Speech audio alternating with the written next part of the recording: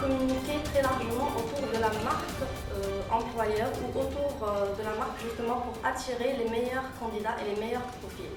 Quand on a un besoin en recrutement, c'est que généralement donc, le poste a dû changer, il y a eu des changements. Madame Mariam Ahiat, bonjour. Bonjour, Je vous remercie d'avoir accepté notre invitation aujourd'hui. c'est moi qui vous remercie. Le processus de recrutement constitue un enjeu stratégique pour toute entreprise qui souhaite assurer sa pérennité face à un environnement de plus en plus concurrentiel. Alors, ma première question, quelles sont les règles à respecter pour réussir un processus de recrutement en entreprise? D'accord. Je tiens tout d'abord et avant tout à remercier le matin et à te remercier plus particulièrement Nabila pour ton invitation. Donc pour réussir un recrutement, toute entreprise se doit donc, de suivre un processus clair et bien précis. Donc tout d'abord, on recommande en fait aux responsables RH de définir et de se concentrer surtout sur la définition des besoins du poste et des exigences.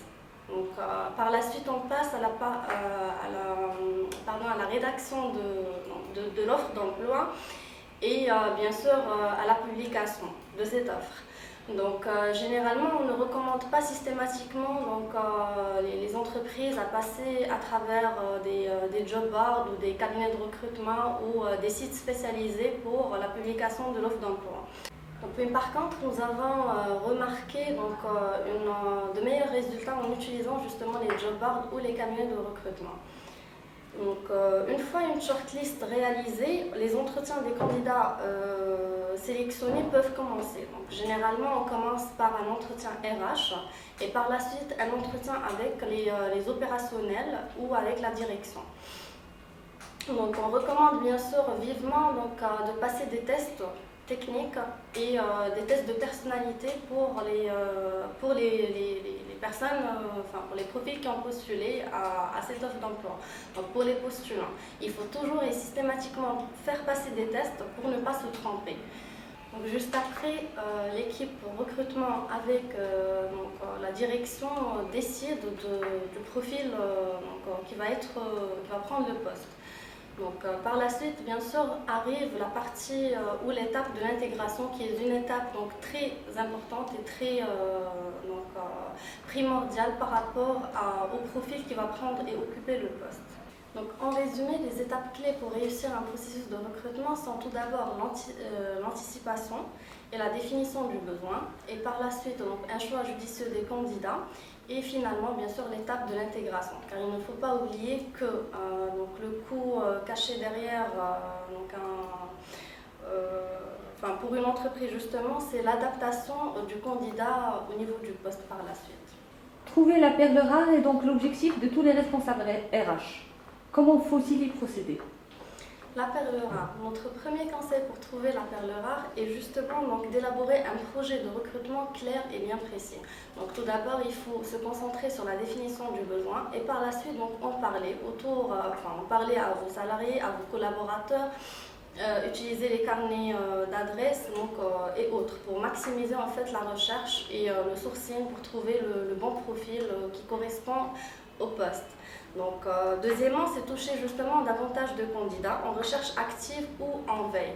Le web, généralement, est conçu pour ça, parce que quand on fait une publication de l'offre sur Internet, on touche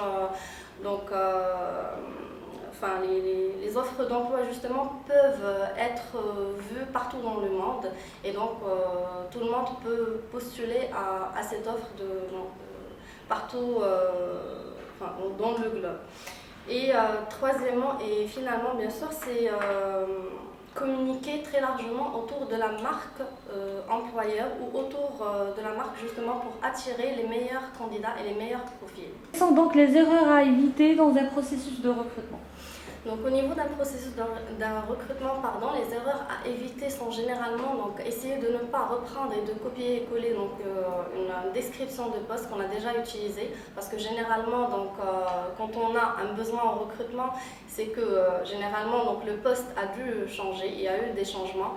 certes, des fois, il s'agit d'un remplacement et non pas juste, et non pas d'une création de poste, mais même au niveau du remplacement, il y a certainement des facteurs qui ont changé au niveau du poste et au niveau de l'entreprise, soit au niveau de l'organisation, au niveau des outils utilisés, au niveau des technologies ou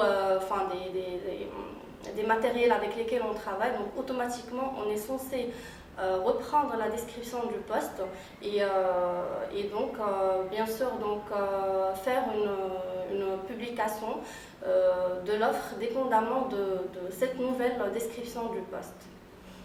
Deuxièmement,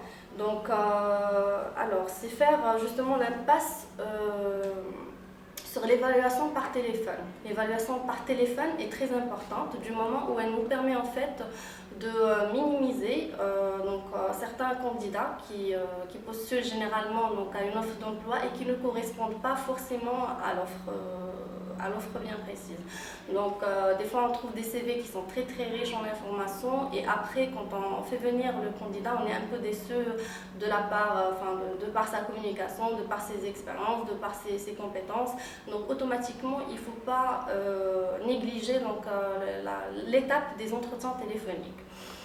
Et bien sûr, troisièmement, ne pas se laisser influencer par les facteurs irrationnels.